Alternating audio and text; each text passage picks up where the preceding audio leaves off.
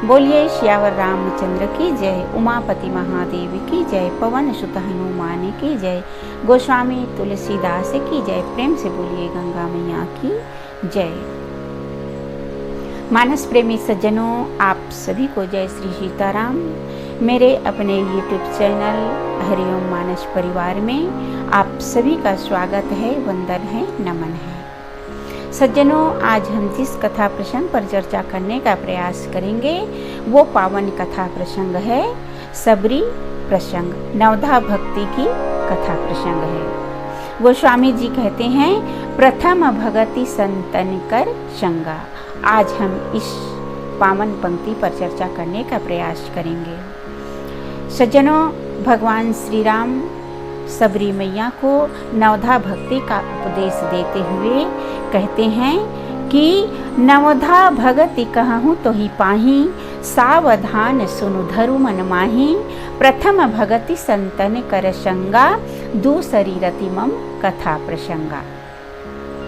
तो सज्जनों, सबसे पहले हम जानने का प्रयास करें कि भगवान श्री राम सबरी मैया को सावधान करते हैं। कहते हैं कि सावधान सुन धरु मन माही। अब यहाँ पर प्रश्न उपस्थित होता है सज्जनों, सबरी मैया में तो 9 भक्ति समाहित हैं। वाल्मीकि रामायण में कहा गया है कि सबरी मैया त्रिकालज्ञ हैं, भूत भविष्य वर्तमान को जानने वाली हैं, अनेक सिद्धियां उनके वश में हैं। तो भगवान श्री राम सबरी मैया को सावधान कर रहे हैं। इसका मतलब है कि हम जनमानस को सबरी मैया के माध्यम से बताना चाहते हैं कि कथा मन लगाकर सुनना चाहिए। सचमुच में सज्जनों, जब हम कथा सुनने बैठें तो हमारा मन कथा में होना चाहिए और मन लगाकर सुनना चाहिए। और केवल मन लगाकर सुनना ही नहीं है, उन्हें बुद्धि से समझना भी है।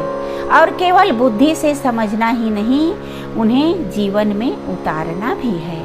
तभी राम कथा सुनने की सार्थकता है सज्जनों। तो भगवान श्री राम सबरी मैया को नवधा भक्ति का उपदेश देते हुए कहते हैं कि हे माता, भक्ति की प्रथम सीढ़ी, प्रथम नींव, प्रथम अंग, प्रथम सोपान सत्संग है।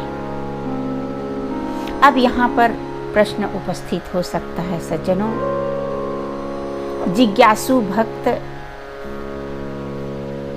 प्रश्न कर सकते हैं कि ठीक है, भक्ति की प्रथम सीढ़ी, प्रथम सोपान सत्संग है, संतों का संग है।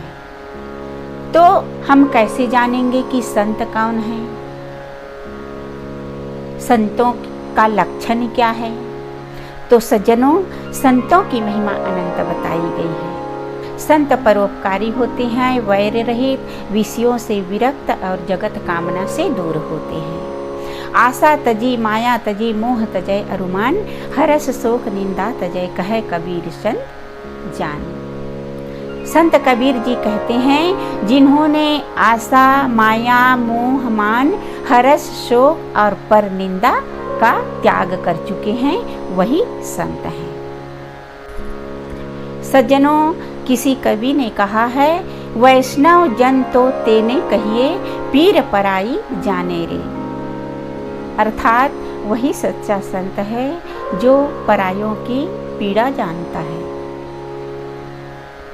रामकृष्ण परमहंस जी कहते हैं, जिसके समीप जाने से शांति का अनुभव हो, मन सहज शांत हो जाए, वही संत है। सज्जनों, जिसके समीप जाने से मन अशांत हो जाए, मन विचलित हो जाए, मन दुखी हो जाए, तो आप समझ जाइएगा कि आपका साथ कुसंग का साथ है। तो सज्जनों, भगवान श्री राम सबरी मैया से कहते हैं कि हे माता, भक्ति की प्रथम सीढ़ी, प्रथम नींव, प्रथम अंग, प्रथम सोपान संतों का संग अर्थात सत्संग है। अब सज्जनों, जानने का प्रयास करें कि सत्संग क्या है। सत्संग सत और संग दो शब्दों से मिलकर बना है। सत का अर्थ होता है सत्य और संग का अर्थ होता है संगति, अर्थात सत्य की संगति ही सत्संग है। और सत्संग का कोई विशेष स्थान नहीं होता। जहाँ सत्य है, ज्ञान है, आनंद है, वही सत्संग स्थल है। अब सज्जनों, यहाँ पर प्रश्न उपस्थित होता है कि भक्ति की प्रथम सीढ़ी सत्संग है, तो कैसे? तो हम दृष्टांत के माध्यम से समझने का प्रयास करेंगे। जैसे विद्यार्थी विद्यालय जाता है, विद्यालय में जाते ही उनका मन विद्या अध्ययन की ओर चला जाता है। खिलाड़ी खेल के मैदान में जाते ही खेल की ओर अग्रसर हो जाता है। चंदन वृक्ष के पास जाने से हमें अनायास ही खुशबू की प्राप्ति होती है।